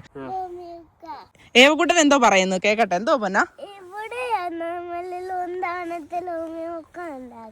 ഇവിടാണോ ഉണ്ടാക്കിയേ? ആ കറക്റ്റ് ഇവിടെ തന്നെ കേട്ടോ. കുഞ്ഞിന് നല്ല ഓർമ്മയുണ്ട്. കാരണം ഈ കമ്പും ചുള്ളിയൊക്കെ നമ്മൾ അന്നേരം ഇവിടെ കൊണ്ട് വെച്ചത്. അപ്പൊ അത് ഇങ്ങനെ കൈകളാണ് അതിന്റെ, അതായത് സ്നോമാന്റെ കൈയാണ് ഈ കിടക്കുന്നത്. അതാ ഈ താഴെ വീണ് കിടക്കുന്നത്. ആ ഇവിടെയാ ഉണ്ടാക്കിയത്. അപ്പൊ കുഞ്ഞ് കറക്റ്റ് സ്ഥലം കണ്ടുപിടിച്ചിട്ട് പറയുവാണത്. അപ്പൊ ഞാൻ പറഞ്ഞു വന്ന എന്താണ്, ഇവിടെയൊക്കെ എല്ലാവർക്കും അവരവരുടെ കാര്യമാണ്. ആർക്കും ആരെയും നിന്നും ഒരു പ്രതീക്ഷയില്ല. സമൂഹത്തിനാണെന്നുണ്ടെങ്കിലും മനുഷ്യർക്കാണേലും ഒരു സാമ്പത്തിക പ്രതീക്ഷയൊന്നുമില്ല. നമ്മളെയൊക്കെ സംബന്ധിച്ചിടത്തോളം ആണെങ്കിലോ എന്നാലോചിച്ച് നോക്കിയേ, നമ്മുടെ സമൂഹത്തിൽ നിന്ന് നമ്മളിൽ നിന്ന് സാമ്പത്തിക പ്രതീക്ഷയുണ്ട്, നമ്മുടെ ഫാമിലിയിൽ നിന്നുണ്ട്. ഇപ്പം നമ്മുടെ വീട്ടുകാർക്കാണെന്നുണ്ടെങ്കിലും നാട്ടുകാർക്കാണെന്നുണ്ടെങ്കിലും സാമ്പത്തിക പ്രതീക്ഷയുണ്ട്. നമ്മളെ കാത്തിരിക്കുന്ന ആൾക്കാരാണ്. സോ അത് തന്നെ ഒരു ഭയങ്കര സ്ട്രെസ്സാണ്. നമ്മൾ ജോലി ചെയ്യുന്നു, മറ്റുള്ളവർക്ക് വേണ്ടി ചെലവാക്കുന്നു. ഇപ്പൊ നമ്മളിപ്പോ നാട്ടിലൊക്കെ വെക്കേഷന് പോകുമ്പോഴും നമ്മുടെ ഒരു റിലേറ്റീവിനെ അറിയാവുന്നവരെ കണ്ട് അവർക്ക് എന്തെങ്കിലും കൊടുത്തില്ലെങ്കിലുണ്ടല്ലോ, അവരുടെ പൈസ ആയിട്ട് എന്തെങ്കിലും കൊടുത്തില്ലെങ്കിൽ നമ്മൾ മോശക്കാരാവാണ്. അതെ, അതായത് സാമ്പത്തിക പ്രതീക്ഷയാണ് നമ്മളിൽ നിന്നും മറ്റുള്ളവർക്ക്. അതായത് നമ്മുടെ കാര്യം മാത്രമല്ല, നമ്മുടെ ഒരു സൊസൈറ്റിയുടെ കാര്യമാണ് പറഞ്ഞത്. മനസ്സിലായില്ലേ? ഇപ്പൊ നമ്മൾ ആർക്കെങ്കിലും വേണ്ടി ചെയ്യുന്ന നമ്മുടെ ഒരു കൾച്ചർ, നമ്മുടെ ആ ഒരു രീതി അങ്ങനെയാണ്. സോ അത് തന്നെ ഏറ്റവും വലിയ ഒരു സ്ട്രെസ് ആണ്. ഇപ്പൊ ഒരു ബ്രദറായിട്ട് വീട്ടിൽ ജനിക്കുകയാണെന്നുണ്ട്, അവൻ എന്തെല്ലാം ഉത്തരവാദിത്തങ്ങൾ ഉണ്ടായിരിക്കും. ഉത്തരവാദിത്തങ്ങളുണ്ട്. എന്റെ അനുഭവത്തിലൊക്കെ പറയാം, എനിക്ക് വീട് വെക്കണമായിരുന്നു, സഹോദരിയുടെ കാര്യങ്ങളൊക്കെ ചെയ്യണമായിരുന്നു, അച്ഛനെയും അമ്മയും നോക്കണം, അങ്ങനെ പല കാര്യങ്ങളും ഉണ്ട്. മനസ്സിലായി? ഒരു കുടുംബത്തില് ഒരു ആൺമകനായിട്ട് ജനിച്ചു കഴിഞ്ഞാല് പെൺകുട്ടികൾക്ക് ഇല്ല എന്നല്ല, ആൺകുട്ടികൾക്കാണ് നമ്മുടെ നാട്ടിൽ കൂടുതൽ ഉത്തരവാദിത്തങ്ങൾ ഉള്ളതെന്നാണ് എനിക്ക് തോന്നുന്നത്. കാരണം എന്ന് വെച്ച് കഴിഞ്ഞാൽ പണ്ട് മുതലേ തുടർന്നു വരുന്ന രീതിയാണത്. അപ്പോൾ അത് നമുക്ക് ഫോളോ ചെയ്ത് വരണം. നമ്മൾ എല്ലാവർക്കും വേണ്ടി ചെയ്യണം, നമ്മുടെ സഹോദരങ്ങൾക്കും നമ്മുടെ കുടുംബത്തിനും എല്ലാവർക്കും വേണ്ടി ചെയ്യണം. അവസാനം നമുക്ക് വേണ്ടി ചെയ്യാൻ ആരും കാണത്തില്ല. ചോദിക്കുകയും ചെയ്യും നമ്മൾ ചെയ്തതൊക്കെ എവിടെയെന്ന് എല്ലാവരും ചോദിക്കും. നാളെ നമ്മൾ അവരെ എതിർത്ത് പറഞ്ഞു കഴിഞ്ഞാൽ അവർ ഉറപ്പായിട്ടും ചോദിക്കും. അതെ, മനസ്സിലായില്ലേ? നമ്മൾ ചെയ്തതിനൊന്നും ഒരു വില കാണത്തില്ല. നമ്മൾ അവിടെ എന്താണ് ഒറ്റപ്പെട്ട് പോത്തേ ഉള്ളൂ. അങ്ങനെ ഒരുപാട് ആൾക്കാരുണ്ട്, പേഴ്സണലി അറിയാവുന്നവരും ഉണ്ട്. എന്റെ ലൈഫിൽ സംഭവിച്ചിട്ടുണ്ട് പല കാര്യങ്ങളും. സോഷ്യൽ ആയിട്ടുള്ള നമ്മുടെ നാട്ടിലെ ഒരു കാര്യം പറയാണ്, അങ്ങനെയുള്ള കാര്യങ്ങളൊന്നും ഇവിടെ ഇല്ല. ഇവിടെ എന്താ പറയാ, നിങ്ങൾ ജോലി ചെയ്യുക, നിങ്ങൾ ജീവിക്കുക, നിങ്ങളുടെ കാര്യം നോക്കുക. ഇപ്പൊ ജോലി നഷ്ടപ്പെടുകയാണെന്നുണ്ടെങ്കിൽ നമുക്ക് സപ്പോർട്ട് കിട്ടും. ഇപ്പൊ എന്റെ ഫ്രണ്ട്സിന്റെ കാര്യം പറയാം. എന്റെ ഒരു ബെസ്റ്റ് ഫ്രണ്ട് ഉണ്ട് ഇവിടെ. എനിക്ക് ഒരുപാട് ഫ്രണ്ട്സ് ഉണ്ട്, അതിൽ എന്റെ ഏറ്റവും ബെസ്റ്റ് ഫ്രണ്ട്. അപ്പൊ അവനാണ് ഫിനിഷുകാരനാണ്. അപ്പൊ അവനാണ് എനിക്ക് എന്തെങ്കിലും, അവന് വലിയ ഗാരേജ് ഒക്കെ ഉണ്ട്. അവന് കുഞ്ഞിലേ മുതൽ കാറ് കാര്യങ്ങൾ അങ്ങനത്തെ പരിപാടികളൊക്കെ ചെയ്യാൻ ഭയങ്കര ഇഷ്ടമുള്ള കാര്യമാണ്. കുഞ്ഞിലേ പോലെ അവൻ അങ്ങനെയാണ്. അപ്പോൾ അവൻ ഓൾമോസ്റ്റ് എല്ലാ വണ്ടികളും റിപ്പയർ ചെയ്യും, എൻ്റെ കൂടെയാണ് വർക്ക് ചെയ്യുന്നത്. ഇത് അവൻ്റെ ഒരു ഹോബി ആയിട്ടാണ് ചെയ്യുന്നത്. അപ്പോൾ എനിക്ക് മിക്ക സമയങ്ങളിലും അവൻ ഇങ്ങനത്തെ പരിപാടികളൊക്കെ ചെയ്തു തരാറുണ്ട്. പക്ഷേ ഞാൻ അവന് ഫീസ് കൊടുക്കും, ചെറിയൊരു ഫീസ് കൊടുക്കും. ഇവിടെ വാങ്ങിക്കുന്നതെന്ന് വെച്ച് കഴിഞ്ഞാൽ, ഇവിടെ ഒരു വർക്ക്ഷോപ്പിൽ പോയി കഴിഞ്ഞാൽ 1 മണിക്കൂർ അവർ നമ്മുടെ ഒരു കാറിന് വേണ്ടിയിട്ട് റിപ്പയർ ചെയ്യുന്നതിന് 1 മണിക്കൂറിന് 90 യൂറോയാണ്. അപ്പോൾ അവന് ഞാൻ വെറും 20 യൂറോ ആണ് കൊടുക്കുന്നത്. അത് ഞങ്ങൾ തമ്മിലുള്ള ഫ്രണ്ട്ഷിപ്പിന്റെ പുറത്താണ്. കാരണം എനിക്ക് ഇഷ്ടമല്ല അവനെ കൊണ്ട് ഫ്രീ ആയിട്ട് ചെയ്യിപ്പിക്കുന്നത്. ഞാൻ കൊടുത്താലും അവൻ പല സമയങ്ങളിൽ വാങ്ങിക്കാതിരിക്കും. പക്ഷെ ഞാൻ പറയും, അല്ലെങ്കിൽ നിനക്കതൊരു മടിപ്പാവും പിന്നീട്, ഇന്ന് ഞാൻ വന്ന് ഓസിന് ചെയ്യുന്നു എന്നായി പോകത്തില്ലേ? മനസ്സിലായില്ലേ? അപ്പൊ അവനാണെങ്കിൽ നമ്മള് ശരിക്കും ഇലക്ട്രിക് വർക്കുകളായിട്ടുള്ള എന്തെങ്കിലും കാര്യങ്ങളൊക്കെ അവനെ ഇങ്ങനെ സമീപിക്കാറുള്ളൂ. ബാക്കിയെല്ലാം നമ്മൾ തന്നെയാണ് ചെയ്യുന്നത്. എന്തെങ്കിലും അവൻ എക്സ്പേർട്ടാണ്, കുറച്ചും കൂടെ നല്ല എക്സ്പേർട്ടാണ്. അതുകൊണ്ട് നമുക്ക് എന്ത് സഹായം ഉണ്ടെങ്കിലും, പിന്നെ അവന് വലിയ ഗാരേജ് ഉള്ളതുകൊണ്ട് നമ്മൾ അവിടെ വെച്ച് പല കാര്യങ്ങളും ചെയ്യാറുണ്ട്. അപ്പോൾ ആ പറഞ്ഞു വന്നതെന്ന് വെച്ച് കഴിഞ്ഞാൽ, അവൻ്റെ വീട്ടിൽ അവൻ്റെ അച്ഛനും അമ്മ, അവൻ്റെ സഹോദരൻ, അവരൊക്കെ വന്ന് അവൻ്റെ വീട്ടിൽ വന്ന് അവനെ കൊണ്ട് കാർ റിപ്പയർ ചെയ്യാറുണ്ട്. അപ്പം അവരുടെ നിന്ന് അവൻ പൈസ വാങ്ങിച്ചിട്ടാണ് ചെയ്യുന്നത്. അപ്പം അവൻ പറയുന്നതെന്ന് വെച്ച് കഴിഞ്ഞാൽ, ഞാൻ എൻ്റെ സമയമാണ്, എനിക്ക് കുടുംബമുണ്ട്, എനിക്ക് വൈഫുണ്ട്, എനിക്ക് മക്കളുണ്ട്. അപ്പോൾ എൻ്റെ സമയം ഞാൻ അവർക്ക് വേണ്ടി ചിലവഴിക്കുന്നത് ഞാൻ വെറുതെ ചിലവഴിക്കത്തില്ല, എനിക്കതിന് ഫീസ് വേണം. അപ്പോൾ അവരെ സ്വന്തം സഹോദരൻ്റെ അച്ഛൻ്റെ അമ്മയുടെ റെഡിയാക്കുന്നതിന് അവർ പൈസ വാങ്ങിക്കും. ആരും ആർക്കും വേണ്ടി ഫ്രീ ആയിട്ട് ഒന്നും ചെയ്തില്ല. ഇവരാണെന്നുണ്ടെങ്കിൽ ഒരു ഹോട്ടലിൽ ഫാമിലി ആയിട്ട് പോയാൽ പോലും അവരവരെയാണ് പേ ചെയ്യുന്നത്. നമ്മുടെ ഇപ്പം അന്നയുടെ ഒക്കെ വീട്ടിൽ നിന്നൊക്കെ അവരൊക്കെ ഷോപ്പിലൊക്കെ പോകുകയാണെന്നുണ്ടെങ്കിൽ എല്ലാവരും അവരവരെയാണ് പേ ചെയ്യുന്നത്. അതായത് പേഴ്സണൽ ആയിട്ടുള്ള കാര്യങ്ങൾ ഇപ്പം അവര് ഒരുമിച്ച് ചെലവാക്കാറില്ല എന്നല്ല, പല കാര്യങ്ങളും പേഴ്സണൽ ആയിട്ട് വാങ്ങിക്കുന്നത്. ഇപ്പം ഭർത്താവ് ബിയർ കുടിക്കുന്നു, ഭാര്യ കുടിക്കുന്നില്ലെങ്കിൽ ഭർത്താവിന്റെ പൈസയാണ്, അത് ഭർത്താവ് തന്നെ ചെലവാക്കണം. അത് ചെലവാക്കണം. ഇപ്പൊ ഭാര്യക്ക് പബ്ബിൽ പോകണമെങ്കിൽ ഭാര്യ ചെലവാക്കണം, ഭർത്താവ് ചെലവാക്കേണ്ട കാര്യമില്ല. ഇപ്പൊ ഒരു വീട് വാങ്ങിക്കുന്നു, അവർ രണ്ടുപേരും കൂടെ ഒരുമിച്ചാണ് എല്ലാ കാര്യങ്ങളും ഷെയർ ചെയ്യുന്നത്. ഒരു വീട് വാങ്ങിക്കുന്നത്, വീട്ടിലെ എല്ലാ കാര്യങ്ങളും വാങ്ങിക്കുന്നത്. ഇൻ കേസ് നാളെ അവർ പിരിഞ്ഞു പോവുകയാണെങ്കിൽ ഇത് അവർ ഡിവൈഡ് ചെയ്തിട്ട് അവർ ചെലവാക്കിയതിന്റെ അനുസരിച്ച് അവരത് ചെയ്യത്തുള്ളൂ. അങ്ങനെയാണ് ഇവിടെ. പിന്നെ ആർക്കും ആരോടും പൈസയുടെ കാര്യത്തിലൊന്നും ഒരു ഇതുമില്ല. ഇപ്പം പേരൻസിന്റെ സ്വത്തുക്കളാണെങ്കിൽ പോലും മക്കൾക്ക് കൊടുക്കണമെന്ന് യാതൊരു നിർബന്ധമില്ല.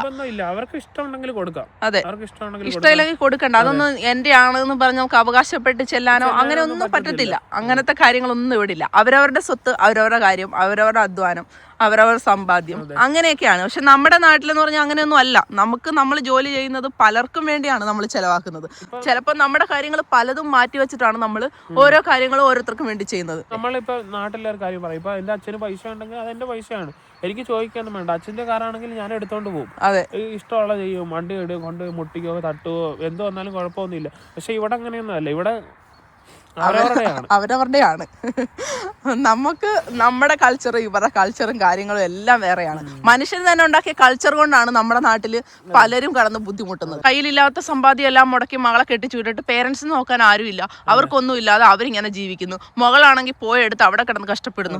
എന്തിന്? ഒരു സഹോദരനാണെങ്കിൽ അവന്റെ ജീവിതത്തിൽ അവനൊരു ഗൾഫിലോ അല്ലെങ്കിൽ ഏതെങ്കിലും നാട്ടിൽ പോയി ഒരുപാട് കഷ്ടപ്പെട്ട് പൈസ ഉണ്ടാക്കി സഹോദരിയെ കല്യാണം കഴിച്ചു വിടുന്നു.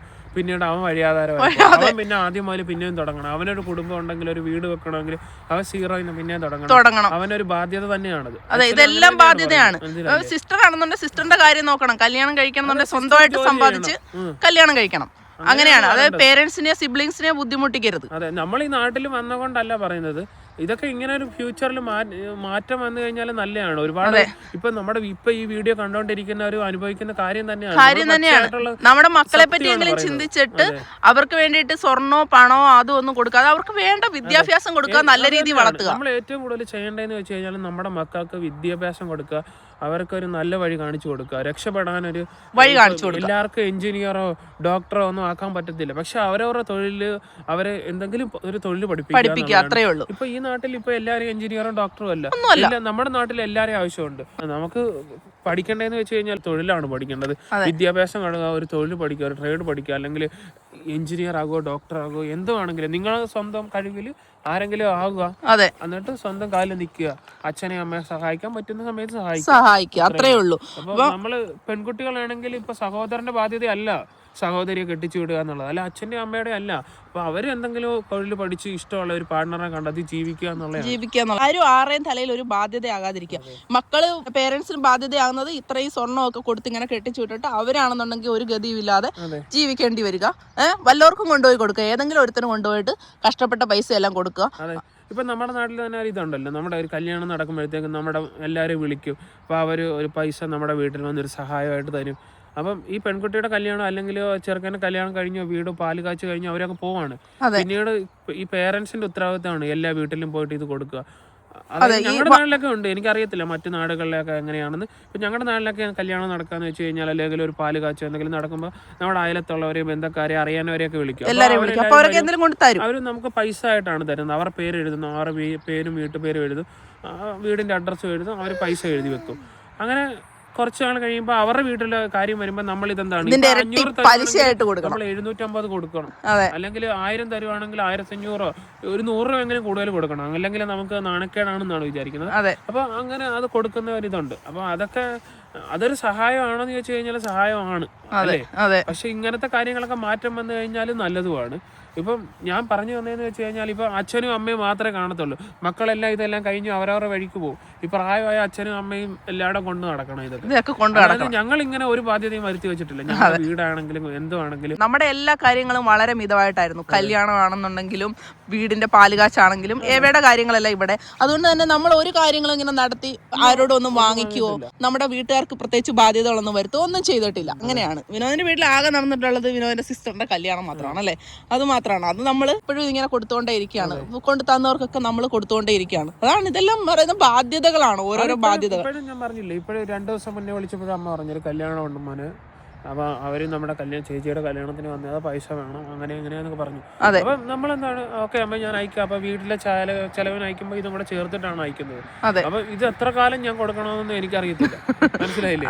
അപ്പൊ അങ്ങനെയാണ് ഇതൊക്കെ ഒരു മാറ്റം വന്നു കഴിഞ്ഞാൽ നമ്മുടെ ഞാൻ പറയുന്നത്. കുട്ടികൾക്കെങ്കിലും കുറച്ചുകൂടി അല്ലെ സമാധാനമായിട്ട് ജീവിക്കാം, അവരുടെ കാര്യം നോക്കി ജീവിക്കാം. ഇതിപ്പോ നമ്മള് ജോലി ചെയ്യുന്ന കാശുകൾ പല രീതിയിൽ പോകും, അതൊക്കെ ഭയങ്കര ബുദ്ധിമുട്ടാണ്. ഇവിടെ ഉള്ളവർക്കൊക്കെ ഇവര് തന്നെയാണ് ഈ കൾച്ചറുകളൊക്കെ ഉണ്ടാക്കാത്തതും. അതുകൊണ്ട് തന്നെ ഇവർക്ക് ഇങ്ങനെ ബുദ്ധിമുട്ടൊന്നുമില്ല. ജോലി പോയി ശമ്പളമില്ല, സർക്കാരിൽ നിന്ന് ചെറിയൊരു തുക കിട്ടും, ആ തുകയിൽ ഇവർ ഹാപ്പിയാണ്.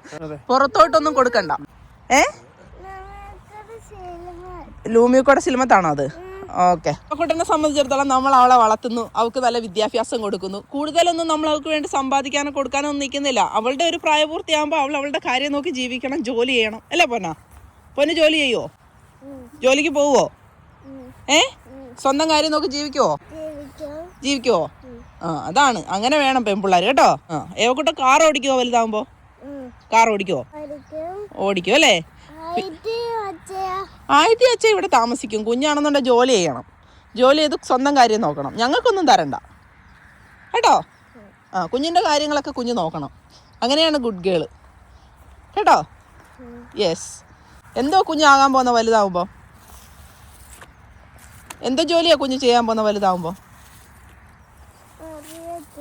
അറിയത്തില്ല അല്ലേ? കുഞ്ഞിന് ഇപ്പം അത് അറിയാനുള്ള പ്രായമായിട്ടില്ല, 4 വയസ്സായതേ ഉള്ളൂ. കുഞ്ഞിന് എന്താ വാങ്ങണമെന്നൊന്നും കുഞ്ഞിന് അറിയത്തില്ല.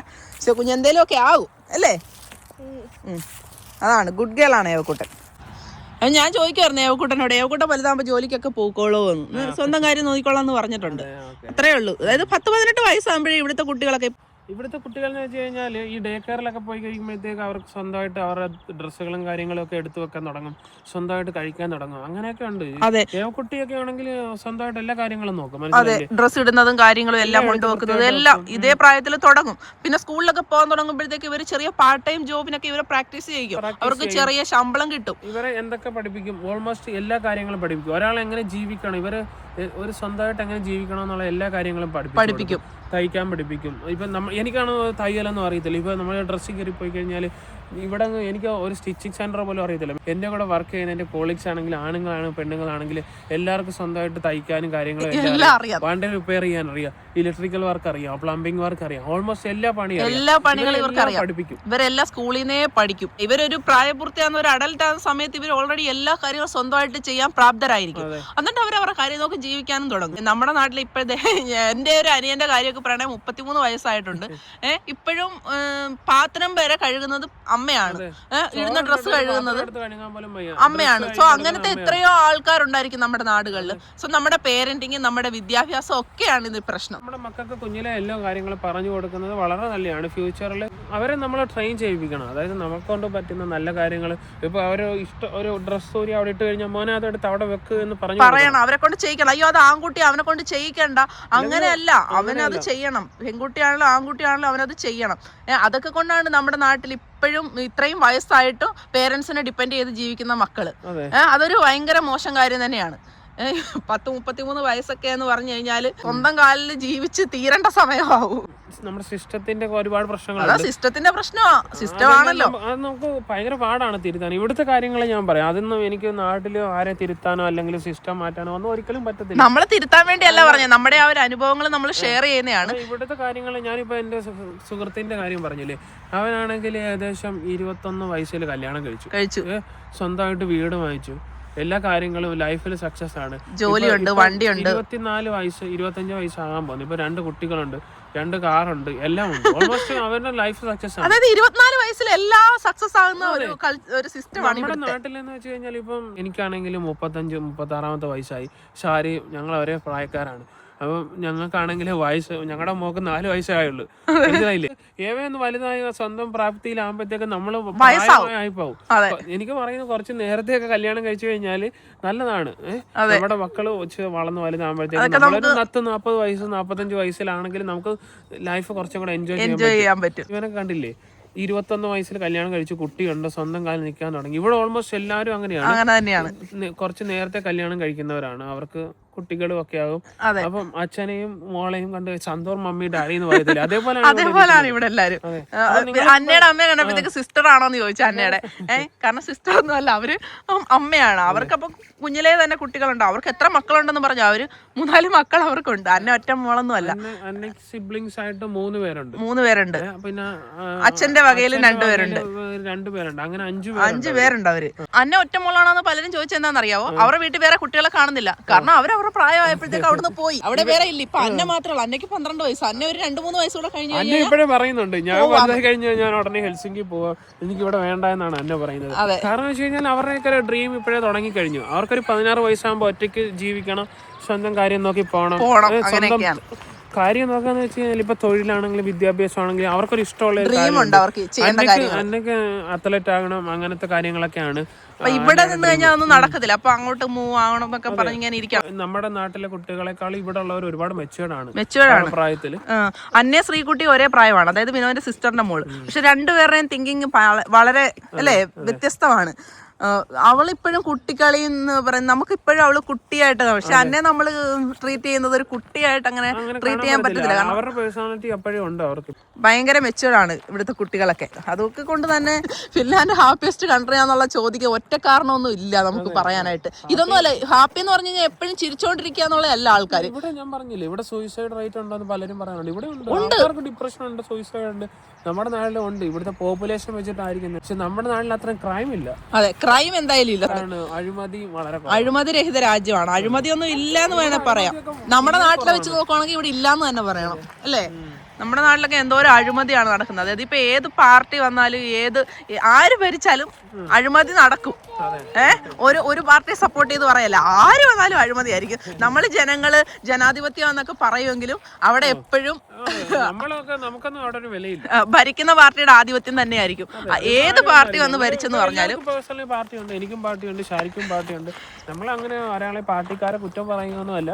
നമ്മളൊക്കെ എപ്പോഴും എന്താണ്, സാധാരണക്കാര് തന്നെയാണ്. നമ്മൾ ജോലി ചെയ്താലും ജീവിക്കാൻ പറ്റത്തുള്ളൂ. ഇന്ന് നമ്മുടെ വീട്ടിൽ വോട്ട് ചോദിച്ചാൽ അവർ വരും, നാളെ നമ്മളെ കണ്ടു കഴിഞ്ഞാൽ പോലും അവർ മൈൻഡ് ചെയ്യത്തില്ല. നാളെ നമ്മുടെ കൂടെ നിൽക്കാൻ ആരും കാണത്തില്ല. പക്ഷെ ഇലക്ഷൻ സമയത്ത് നമ്മുടെ വീടിന്റെ വാതിൽക്കൽ വന്ന് അവർ കുനിഞ്ഞു നിൽക്കും. കുനിഞ്ഞു നിൽക്കലേ ഉള്ളൂ, പിന്നെ ഒരിക്കലും വരത്തില്ല. നോക്കാനും ഒന്നും പോകത്തില്ല. നമ്മുടെ നാടിന്റെ നമ്മുടെയൊക്കെ ഗതികേടാണ്. ഇപ്പൊ നാളെ ഞങ്ങൾ അവിടെ പോയി ജീവിക്കേണ്ടവരാണ്, ഞങ്ങൾ ഇത് അനുഭവിക്കേണ്ടവരാണ്. നമ്മൾ പറഞ്ഞതേ ഉള്ളൂ. വികസനങ്ങൾ കുറച്ചൊക്കെ വരും, ആൾക്കാരെ ബോധിപ്പിക്കാനുള്ള വികസനങ്ങൾ വരും. പക്ഷെ കിട്ടുന്ന ഫണ്ടിനനുസരിച്ചുള്ള വികസനമൊന്നും വരുത്തില്ല എന്നുള്ളത് സത്യം തന്നെയാണ്. അതിപ്പോ ഏത് പാർട്ടി ഭരിച്ചാലും, ഞങ്ങൾ ഒരു പാർട്ടിയെ മാത്രം പറഞ്ഞില്ല, ഏത് പാർട്ടി ഭരിച്ചാലും നമ്മളൊക്കെ നമ്മുടെ നാട്ടിലൊക്കെ രാഷ്ട്രീയം എന്നൊക്കെ പറഞ്ഞാൽ അടിമകളാണ്. പിന്നെ അതിപ്പം നമ്മുടെ നാട്ടിലുള്ള അത്രയും എന്താണ് രാഷ്ട്രീയം എങ്ങും ഇല്ല എന്നുള്ളത്. നമ്മുടെ നാട്ടിലെ മെയിൻ ചർച്ചാ വിഷയമാണ് രാഷ്ട്രീയം. ഇപ്പൊ ഏത് ന്യൂസ് ചാനൽ എടുത്തു കഴിഞ്ഞാലും അവിടെ അവർ ജീവിക്കുന്നത് രാഷ്ട്രീയം കൊണ്ടാണ്. നമ്മുടെ നാട്ടില് രാഷ്ട്രീയം ഒരു ജോലിയാണ്, ഒരു ബിസിനസ് ആണ് രാഷ്ട്രീയം. മനസ്സിലായില്ലേ? അതുകൊണ്ട് ജീവിക്കുന്ന ആൾക്കാരുണ്ട്, രാഷ്ട്രീയം കൊണ്ട് ജീവിക്കുന്ന ആൾക്കാരുണ്ട്. അത് മാത്രമല്ല, ഇവർക്കൊക്കെ ഒരു ലൈസൻസ് ഉണ്ട്. ഇന്ന പാർട്ടിയുടെ ആളാണെന്നുണ്ടെങ്കിൽ അവർക്ക് എവിടെ പോയി കഴിഞ്ഞാലും, ഒരു സർക്കാർ ഓഫീസിൽ പോയാലും ഒരു പോലീസ് സ്റ്റേഷനിൽ പോയാലും അവർക്കാണ് അവിടെ വിലയുള്ളത്. നമ്മളവിടെ മാറ്റി നിർത്തും. ഇപ്പൊ നമ്മുടെ ഒരു ആവശ്യം നടക്കണമെങ്കിൽ നമ്മൾ ഏതെങ്കിലും ഒരു രാഷ്ട്രീയ പാർട്ടിക്കാരനെ വിളിച്ചിട്ട് പറഞ്ഞു കഴിഞ്ഞാൽ നടക്കും. അവർക്ക് അവിടെ ഒരു വിലയുണ്ട്. അതാണ് നമ്മുടെ നാട്ടിലെ രാഷ്ട്രീയത്തിന്റെ ഒരു പവറാണ്. ഇവിടെ എന്നൊക്കെ പറഞ്ഞു കഴിഞ്ഞാൽ ആര് രാഷ്ട്രീയം ഒന്നും പറയാറില്ല. അവർക്ക് പറയേണ്ട ആവശ്യമില്ല. അവർക്ക് വേണ്ടതെല്ലാം കിട്ടുന്നുണ്ട്, അവർക്ക് വേണ്ടതെല്ലാം അവർ അക്കൗണ്ടിൽ വരും. ഒരു ഓഫീസിലും കയറി ഇറങ്ങണ്ട, ഒന്നും ചെയ്യണ്ട. ഇവിടെ വെച്ച് കഴിഞ്ഞാൽ ഇവര് നോക്കും, ഏതെങ്കിലും ഇവിടെ രാഷ്ട്രീയ പാർട്ടികളുണ്ട്, എല്ലാം ഉണ്ട്, ഇലക്ഷനും ഉണ്ട്. അവർ നോക്കും ഇവരെന്തെങ്കിലും ഗുണം ചെയ്യുന്നുണ്ടോ ഞങ്ങൾക്ക്. ഒരു ഗുണവും ഇല്ല, ഓക്കെ അടുത്ത ആള് വരട്ടെ. അതാണ് ഇവരുടെ ഒരു രീതി. എല്ലാവർക്കും അവസരങ്ങൾ കൊടുക്കും. പണി കൊടുക്കേണ്ടത് തീരുമാനിക്കുന്നതും ജനങ്ങൾ തന്നെയാണ്. ജനാധിപത്യം എന്ന് പറയുന്നത് ഇവിടെ തന്നെ ഉള്ളതാണ് അല്ലെ? ജനങ്ങൾ തന്നെ തീരുമാനിക്കുന്നത്.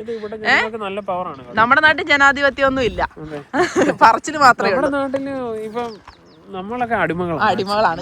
ഞാനും മറ്റുള്ളവരും രാജഭരണമായിരുന്നു. ഒരാളെ മാത്രം സഹിച്ചാൽ മതിയായിരുന്നു, ഒരാളെ അടിമയായിട്ടിരുന്നാ മതി. ഇത് ഇപ്പൊ ഈ അറബ് രാജ്യങ്ങളിലൊക്കെ ഒരുപാട് നല്ല രാജഭരണമുള്ള നാടുകളൊക്കെ ഉണ്ട്. അതേപോലെ ഞാൻ രാജഭരണം വരണമെന്നല്ല പറഞ്ഞത്, ഇതിന് നല്ലത് രാജഭരണമായിരുന്നു എന്നാ പറഞ്ഞത്. നമ്മളാണെന്നുണ്ടെങ്കിൽ ഒരു അപേക്ഷ എഴുതുന്നു, എന്തെങ്കിലും ഒരു കാര്യത്തിന് വേണ്ടി ഒരു ആപ്ലിക്കേഷൻ സമർപ്പിക്കുകയാണെന്നുണ്ടെങ്കിൽ അതിൽ തന്നെ ബഹുമാനപ്പെട്ട സാറിന് അവസാനം എഴുതുന്നു, താഴ്മയായി അപേക്ഷിക്കുന്നു, താഴ്മയെ അപേക്ഷിക്കണം നമ്മൾ, ജനങ്ങൾ താഴ്മയെ അപേക്ഷിക്കണം, എങ്കിലേ നമ്മുടെ കാര്യം നടക്കൂ. ഇതിപ്പോ ആരെയൊക്കെ സഹിക്കണം അല്ലേ? എല്ലാരെയും സഹിക്കണം. ഇപ്പൊ ഒരാൾക്ക് വളർന്നു വരാൻ പറ്റത്തില്ല നമ്മുടെ നാട്ടിൽ. ഒരു കാര്യം പറയാം, ഇപ്പൊ നമുക്കൊരു പേഴ്സണൽ ആയിട്ട് ഒരു ലോണ് വേണം. നമ്മുടെ നാട്ടിൽ എന്തൊക്കെ നോക്കണമെന്നറിയാം? മുന്നാധാരം, പിന്നാധാരം, ആ സർട്ടിഫിക്കറ്റ്, ബാങ്ക് ബാലൻസ് ഉണ്ടോ, അങ്ങനെ ഉണ്ടോ, ഇതുണ്ടോ, ഒരുപാട് പേപ്പേഴ്സ് വേണം. ഇതെല്ലാം നമ്മൾ നേരിട്ട് കൊടുക്കുക. ഇവിടെ അങ്ങനത്തെ കാര്യങ്ങളൊന്നും ഇല്ല. ഫോൺ വഴിയിട്ട് ഏകദേശം 1 മണിക്കൂർ മുതൽ 2 ദിവസത്തിനുള്ളിൽ കിട്ടും. മാക്സിമം നമുക്ക് അത്രയും മതി. ഇപ്പം ശനി ഞായറും ആണെങ്കിലാണ് താമസിക്കുന്നത്. അല്ലെങ്കിൽ ഇന്ന് ലോൺ അപ്ലൈ ചെയ്ത് കഴിഞ്ഞാൽ നാളെയോ അല്ലെങ്കിൽ ഇന്ന് വൈകുന്നേരം നമുക്ക് ലോൺ നമ്മുടെ അക്കൗണ്ടിൽ ക്രെഡിറ്റ് ആയി കഴിയുമ്പോഴായിരിക്കും നമ്മൾ അറിയുന്നത് തന്നെ നമുക്ക് ലോൺ കിട്ടി. അത്രയ്ക്ക് ഫാസ്റ്റ് ആണ് ഇവിടുത്തെ കാര്യങ്ങൾ. ജോലി വേണം, നമ്മുടെ സിബിൽ സ്കോറും കാര്യങ്ങളും എല്ലാം കറക്റ്റ് ആണെന്നുണ്ടെങ്കിൽ നമുക്കൊന്നും വേണ്ട, നമ്മൾ തന്നെ ചെയ്യുന്ന കാര്യങ്ങളേ ഉള്ളൂ. ഇപ്പം നമ്മുടെ വേറൊരു ആവശ്യത്തിന് നമ്മൾ സർക്കാർ ഓഫീസിൽ ചെല്ലുവാണെന്നുണ്ടെങ്കിൽ നമുക്ക് ആരെയും കൈയും കാലും ഒന്നും പിടിക്കണ്ട. അവർ ഇങ്ങോട്ട് വന്നിട്ട് അവരുടെ ആവശ്യം പോലെയാണ് അത് ചെയ്തു തരുന്നത്. മനസ്സിലായില്ലേ? നമ്മുടെ നാട്ടില് ഇപ്പൊ ഞങ്ങൾ വീട് വെച്ച് കഴിഞ്ഞാൽ എന്തൊക്കെ പേപ്പേഴ്സ് ആയിരുന്നു അവിടെ കൊടുക്കേണ്ടത്? എനിക്കതിന് ഓർമ്മയില്ല. പിന്നാധാരവും പിന്നെ ഇതിനെല്ലാം നമ്മൾ എത്ര ഓഫീസുകൾ കയറി ഇറങ്ങി. നമ്മള് അവിടെ ഈ ആധാർ സെന്ററുകളിലൊക്കെ കയറി ഇറങ്ങി മടുക്കും നമ്മള്. പല സമയം ചെല്ലുമ്പോ വില്ലേജ് ഓഫീസർ കാണത്തില്ല, പഞ്ചായത്ത് സെക്രട്ടറി കാണത്തില്ല. ശരിക്കും നമ്മൾ എല്ലാവർക്കും കൈക്കൂലി കൊടുത്തു കഴിഞ്ഞാൽ വേഗം കൈക്കൂലി എന്നുള്ളത് ഭയങ്കര ഇതാണ്. ഇവരെ ഒന്ന് ജസ്റ്റ് വിസിറ്റ് ചെയ്യുന്നതിന് വരെ ഇവർക്ക് പെട്ടെന്ന് വരാൻ വേണ്ടിയിട്ട് നമ്മുടെ കാര്യങ്ങൾ വേഗം നടക്കാൻ വേണ്ടി ഇവർക്ക് കൈക്കൂലി, അങ്ങനെ എന്തെല്ലാം കാര്യങ്ങൾ. നമ്മുടെ വീട്ടിൽ ഇപ്പൊ വീട് വെക്കുന്നതിന് മുന്നേ പഞ്ചായത്തിൽ നിന്ന് ആരും വന്ന് നോക്കത്തില്ലേ? അതെ. അപ്പൊ അവർക്ക് കൊടുക്കണം. അവർക്ക് 500 രൂപ കൊടുത്തു കഴിഞ്ഞാൽ അന്ന് തന്നെ വരും. അല്ലെങ്കിൽ നമ്മൾ വെയിറ്റ് ചെയ്യണം. അങ്ങനെ എന്റെ ദൈവം എന്തെല്ലാം കാര്യങ്ങളാണ്. അതൊക്കെ വെച്ച് നോക്കുമ്പോഴത്തേക്ക് ഇതൊന്നും പോപ്പുലേഷൻ കൊണ്ട് നടക്കുന്ന പ്രശ്നമല്ല. ഇവരൊക്കെ പറയും ഇത്രയും ജനസാന്ദ്രതയുള്ള ഒരു രാജ്യത്തെ കമ്പയർ ചെയ്യല്ലെന്ന്. ഇതൊന്നും ജനസാന്ദ്രത കൊണ്ട് നടക്കുന്ന കാര്യങ്ങളൊന്നും അല്ല. എനിക്ക് തോന്നുന്നത് പുതിയ തലമുറകൾക്കെങ്കിലും ഇത് മനസ്സിലാക്കി നമ്മളെ മാറ്റം വന്നു കഴിഞ്ഞാൽ അത്ര നല്ലതായിരിക്കും. ഞാൻ ഒരിക്കലും നമ്മുടെ നാടിനെ കുറ്റം പറയുന്നതല്ല, തന്നെയാണ് പറയുന്നത്. ഞങ്ങൾക്ക് ഏറ്റവും ഇഷ്ടപ്പെട്ടത് നമ്മുടെ നാട് തന്നെയാണ്. നമ്മുടെ നാട്ടിൽ ജീവിക്കാനാണ്. ഞങ്ങൾക്കും ആഗ്രഹമുണ്ട് നാട്ടിൽ പോയി ജീവിക്കണം, സന്തോഷമായിട്ട് ജീവിക്കണം, പല കാര്യങ്ങളും ചെയ്യണം. പക്ഷെ നമ്മുടെ പല കാര്യങ്ങളും അവിടെ നടക്കത്തില്ല. ഈ സിസ്റ്റത്തിൽ നമുക്ക് നടക്കത്തില്ല, നമുക്ക് അക്സെപ്റ്റ് ചെയ്ത് പോകാൻ പറ്റത്തില്ല. അതുകൊണ്ടാണ് നമ്മൾ എല്ലാം സഹിച്ച് നമ്മൾ ഇവിടെയൊക്കെ തന്നെ ഇങ്ങനെ നിൽക്കുന്നത്. നമുക്ക് ഇവിടെ പല ബുദ്ധിമുട്ടുകൾ ഉണ്ടെങ്കിലും നമ്മൾ ഇതൊക്കെ സഹിച്ച് നിൽക്കുന്നത്. ഇവിടെ എന്താ പറയുക, നമുക്ക് നമ്മുടെ കാര്യം നോക്കി ജീവിക്കാം. ഇവിടെ നമുക്ക് വിലയുണ്ട്. അതെ, നമ്മളൊരു ജോലി ചെയ്യുകയാണെങ്കിലും നമുക്ക് അതിനുള്ള വിലയുണ്ട്. എല്ലാത്തിനും നമുക്കൊരു നമ്മൾ ഇവിടെ അടിമയായിട്ടല്ല ജീവിക്കുന്നത്. നമ്മുടെ സ്വന്തം പേഴ്സണാലിറ്റിയിൽ നമുക്ക് എവിടെ വേണമെങ്കിലും നമുക്ക് അതിനുള്ള ഇതുണ്ട്. നമ്മുടെ ബോസിനെ ഒന്നും കണ്ടിട്ട് നമുക്ക് ഇപ്പൊ എണീറ്റ് നിൽക്കേണ്ടയോ അല്ലെ ബഹുമാനിക്കേണ്ടയോ ഒന്നും ചെയ്യണ കാര്യം. നമ്മുടെ ജോലിയാണ് ജസ്റ്റ് നമ്മൾ ചെയ്യാം. എത്ര കമ്പനികളിൽ ജോലി ചെയ്തിട്ടുള്ള ഗൾഫിലൊക്കെ ചെയ്തിട്ടുള്ള ചെറിയൊരു ഫോർമാനെ കണ്ടു കഴിഞ്ഞാൽ അവനെ സാറേനെ വിളിക്കണം, അങ്ങനെ വിളിക്കണം, ഇങ്ങനെ വിളിക്കണം. ഇവിടെ നമ്മുടെ CEO വന്ന് നമ്മുടെ എത്ര വലിയ ആളാണെങ്കിലും അവിടെ നിന്ന് ഇരുന്നിടത്തൊന്നും എണ്ണിക്കേണ്ട പോലും ആവശ്യമില്ല. അവര് വരും, പോകും, നമ്മളോട് സംസാരിക്കും. ഓക്കെ സുഖമാണോ, എങ്ങനെയുണ്ട്, ഫാമിലി ഒക്കെ ഉണ്ട്, അല്ല ഓക്കെ ശരി, അത് പോകും. അത്രേ ഉള്ളൂ. അല്ലാതെ ഒരു കാര്യത്തിന് നമ്മുടെ വർക്കിലേക്ക് നോക്കാനോ എത്തി നോക്കാനോ കുറ്റം കണ്ടുപിടിക്കാനോ ആരും ഒന്നിനും വരത്തില്ല എന്നുള്ളത് ഭയങ്കര ഒരു പാരവെക്കല് അങ്ങനെയുള്ള പണികളൊന്നും ഇല്ല. പിന്നെ വേറൊരു കാര്യം എന്ന് വെച്ച് കഴിഞ്ഞാൽ ഇവിടുത്തെ തൊഴിൽപരമായിട്ടുള്ള കാര്യങ്ങൾ പറയാം. ഇപ്പം ഒരാളെന്ന് ഒരു സ്ഥാപനത്തിൽ ജോലി ചെയ്യണം. അവൻ ജോലി ചെയ്താലും ജോലി ചെയ്തില്ലെങ്കിലും അവനെ വന്ന് കുറ്റപ്പെടുത്തുകയോ അല്ലെങ്കിൽ അവന് നീ ജോലി ചെയ്ത് ഇന്നിപ്പോൾ തന്നെ തീർക്കണം, എനിക്ക് ഇത്ര ദിവസമായി നീ താമസിച്ചാൽ ചെയ്യുന്നത്, അങ്ങനെയൊന്നും അവർ ഒരിക്കലും പറയത്തില്ല. കാരണം വെച്ച് കഴിഞ്ഞാൽ ഇവർ പറയുന്നതെന്ന് വെച്ച് കഴിഞ്ഞാൽ അവർക്ക് മാനസികമായിട്ട് അതൊരു പ്രശ്നം ഉണ്ടാകും, മെന്റൽ ഹെൽത്ത് പ്രശ്നം, അങ്ങനെ പല കാര്യങ്ങൾക്കും നമുക്ക് ഇവിടെ ഗുണമായിട്ടുള്ള കാര്യങ്ങളുണ്ട് കേട്ടോ. വർഷമായി ഇവിടെ ജോലി നടക്കട്ടെ, ഇന്നേവരെ എനിക്ക് വർക്ക് പ്രഷറിന് ഒരു പ്രശ്നം ഉണ്ടായിട്ടില്ല. എൻ്റെ ബോസ് ഒരിക്കലും എന്നോട് വന്ന് പറഞ്ഞിട്ടില്ല നീ ഇത് വേഗം ചെയ്യണം. ഇൻ കേസ് ഇത് ഞാൻ ഉണ്ടാക്കുന്ന പാട്ട് അത്രയ്ക്ക് ഹറിയാണെങ്കിൽ പോലും അവരൊന്നും എന്നോടൊന്നും പറയത്തില്ല. അതെ, എന്തെങ്കിലും ഹെൽപ്പ് വേണോ നിനക്ക് ഇതിന് സപ്പോർട്ട് വേണോ എന്ന് ചോദിക്കുന്നതല്ല. അല്ലാതെ അവരൊരിക്കലും വന്ന് പറയത്തില്ല നീ ഇത് വേഗം തീർക്കുക, എത്ര നേരമായി നീ ഇത് ചെയ്യാൻ തുടങ്ങിയിട്ട്. അങ്ങനെയൊന്നും ഒരിക്കലും ആരോടും പറയില്ല. എന്നോട് മാത്രമല്ല ആരോടും പറയില്ല. കാരണം വെച്ച് കഴിഞ്ഞാൽ ഇവർ അങ്ങനെയാണ്, ഇവിടുത്തെ സിസ്റ്റം അങ്ങനെയാണ് വർക്കാകുന്നത്. ഇതൊക്കെ ജനസാന്ദ്രത കൊണ്ടാണ് ഇത്രയും കുറഞ്ഞ ആൾക്കാർ താമസിക്കുന്നതുകൊണ്ടാണ് ഇതൊക്കെ പ്രാവർത്തികമാക്കാൻ പറ്റുന്നതെന്ന്. ഇതൊക്കെ മനുഷ്യർ തന്നെ ചെയ്യേണ്ട കാര്യങ്ങളാണ്. ഇവർ വില കൊടുക്കുന്നു എന്നുള്ളതാണ്. എല്ലാവർക്കും ഒരു വിലയുണ്ട്. ഇപ്പം നമ്മുടെ നാട്ടില് കീഴിൽ ജോലി ചെയ്യുന്നവനൊന്നും ഒരു വിലയില്ല. അതെ, ഇവിടെ പിന്നെ നമ്മുടെ നാട്ടിലെ പോലെ മതങ്ങൾ പല പല മതത്തിൽപ്പെട്ടവര്, നമ്മുടെ ഇപ്പൊ ഹിന്ദുക്കളിൽ തന്നെയാണെന്നുണ്ടെങ്കിലും കൂടിയവര് കുറഞ്ഞവര് ഓരോരുത്തർക്കും ഓരോ ഇതാണ്. അങ്ങനത്തെ ഒന്നും ഇല്ല, അങ്ങനത്തെ പരിപാടികളൊന്നും ഇല്ല ഇവിടെ. പിന്നെ എല്ലാരും സാറേനെ വിളിക്കുന്ന അങ്ങനത്തെ ഒരു കാര്യമില്ല. എല്ലാവർക്കും ഒരു ഇക്വാളിറ്റിയാണ്. ഇപ്പൊ ആ കമ്പനിയിലെ ക്ലീനർക്ക് ജോലി സ്കിൽസ് വെച്ചിട്ട് ക്ലീനിങ് ചെയ്യാൻ എല്ലാവർക്കും ചെയ്യാൻ പറ്റും. ക്ലീനിങ് ചെയ്യുന്നവനും അവിടെ ഇരിക്കുന്ന കമ്പനിയുടെ CEOക്ക് ഒരേ വിലയാണ്. മനസ്സിലായില്ലേ? എല്ലാവരും ഒരിടത്തിരുന്നാണ് പാർട്ടി നടത്തുന്നതും കാര്യങ്ങളും ചെയ്യുന്നതും സംസാരിക്കുന്നതും. എല്ലാവർക്കും ഇവര് ബോസ് എന്നോ കീഴിൽ ജോലി ചെയ്യുന്നവനോ ഒന്നും വേർതിരിച്ച് കാണത്തില്ല. ഇന്നവരെ കണ്ടിട്ടില്ല. എന്റെ അനുഭവത്തിൽ നമ്മുടെ അനുഭവത്തിൽ ഇല്ല. എന്റെ അനുഭവത്തിൽ ഒന്നും സംഭവിച്ചിട്ടില്ല.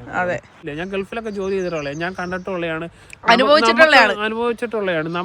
അവിടെ സൂപ്പർവൈസറിന്റെ ഒക്കെ കീഴിൽ കിടന്ന് പണി ചെയ്യാന്ന് വെച്ച് കഴിഞ്ഞാൽ നമുക്ക് പട്ടിയുടെ വിലയാണ്. ആ പ്രഷർ കൊണ്ട് തന്നെ അവിടുത്തെ ജോലി വേണ്ടെന്ന് വെച്ച് റിസൈൻ ചെയ്ത് ഇറങ്ങിയത് അല്ലേ? ഞാൻ പറഞ്ഞില്ലേ, ഇപ്പൊ ഓരോരുത്തർക്കും ഓരോ രീതിയാണ്. എന്റെ പേഴ്സണാലിറ്റി എന്ന് വെച്ച് കഴിഞ്ഞാൽ എനിക്കിപ്പോ ഒന്നും കേട്ടോണ്ടിരിക്കേണ്ട കാര്യം. നമുക്ക് ആരെയും ഇങ്ങനെ നമ്മൾക്ക് ആധിപത്യം സ്ഥാപിക്കുന്ന ആരെയും നമുക്ക് ഇഷ്ടമല്ല. നമ്മൾ ആരുടെ അടുത്തോട്ട് ഒന്നിനും ആധിപത്യം സ്ഥാപിക്കാൻ പോകാറുമില്ല. ആരെങ്കിലും നമ്മളെങ്ങനെ നമ്മുടെ അടുത്ത് സീനിയോറിറ്റി കാണിക്കാൻ വന്നു കഴിഞ്ഞാൽ നമുക്കത് ഇഷ്ടമല്ല. എന്റെ പേഴ്സണാലിറ്റിയാണ്. എന്റെ മണ്ടയ്ക്ക് ചാടി കയറാൻ വരുന്ന അങ്ങനെ കാണിക്കുന്ന വരുന്നൊരു എനിക്ക് ഇഷ്ടമല്ലെങ്കിൽ ഞാൻ കളഞ്ഞിട്ട് വേറെ ജോലി നോക്കിപ്പോ ഞാൻ അവിടെ അടിമയായിട്ട് നിൽക്കത്തൊന്നുമില്ല. അതെ, അത് ഏതൊരു കാര്യമാണല്ലോ. ആരും നമ്മുടെ അടുത്ത് ഇങ്ങനെ സീനിയോറിറ്റി കാണിക്കാൻ വരുന്നത് നമുക്ക് ഇഷ്ടമല്ല. കാരണം നമ്മൾ ആരുടെ അടുത്ത് ഒന്നിനും ഇങ്ങനെ സീനിയോറിറ്റി കാണിക്കാറില്ല. നമുക്ക് ഇഷ്ടമുള്ള കാര്യമല്ല അത്. അതുകൊണ്ട് തന്നെ നമുക്ക് സഹിക്കുന്ന ഇഷ്ടമല്ല. ഞങ്ങളുടെ ഒരേ ഒരു സീനിയർ എന്ന് പറഞ്ഞു കഴിഞ്ഞാല്, ഞങ്ങളെ ഭരിക്കുന്ന ഒരേ ഒരാളെന്ന് പറഞ്ഞു കഴിഞ്ഞാല് ഞങ്ങളെ പറത്തും, എയറിൽ കയറ്റും. എന്തുവാ എല്ലായിടത്തും പുലിയാണെങ്കിൽ ഏവക്കുട്ടിയുടെ മുന്നിൽ എലിയാണ്. എലി. അതെ. എന്തോ എടുക്കും ഇയാള്? എന്തോ അരക്കുന്നേ? കല്ലൊക്കെ കൊണ്ടിട്ട് ഏണ്ടൊക്കെ അരക്കുന്നത്.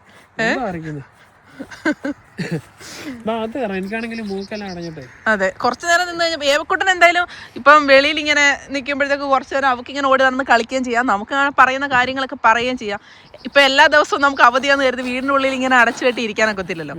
ഇപ്പം ഡേ കെയറിലാണെന്നുണ്ടെങ്കിൽ അവൾക്ക് കൃത്യസമയമുണ്ട്, വെളിയിൽ കളിക്കാനുള്ള സമയമൊക്കെ ഉണ്ട്. അപ്പൊ ആ സമയത്ത് നമ്മൾ അവളെയും കൊണ്ട് വെളിയിൽ ഇറക്കിയതാണ്. ബോറടിക്കലല്ല, അവളുടെ കാര്യങ്ങൾ ഭയങ്കര ഇമ്പോർട്ടന്റ് ആണ്, എല്ലാ കാര്യങ്ങളും. അപ്പൊ അവൾക്ക് കളിക്കാനായിട്ട് ഇറങ്ങിയ സമയത്ത് നമുക്ക് പറയാനുള്ള കാര്യങ്ങളും നമ്മൾ പറഞ്ഞു. കാരണം വീഡിയോസ് ഒക്കെ ചെയ്തിട്ട് ഒത്തിരി നാളായില്ലേ. ഒരുപാട് ആൾക്കാർ നമ്മളെ കാണാനും കേൾക്കാനും ഒക്കെ ആയിട്ട് കാത്തിരിക്കുന്ന ആൾക്കാരുണ്ട്. അപ്പം ഓരോ മാറ്റങ്ങളും പ്രകൃതിയിൽ വരുന്ന മാറ്റങ്ങളും ഒക്കെ എല്ലാവരെയും കാണിച്ചു കൊടുക്കാന്നൊക്കെ കരുതിയാണ് നമ്മൾ വീഡിയോ ചെയ്തത്.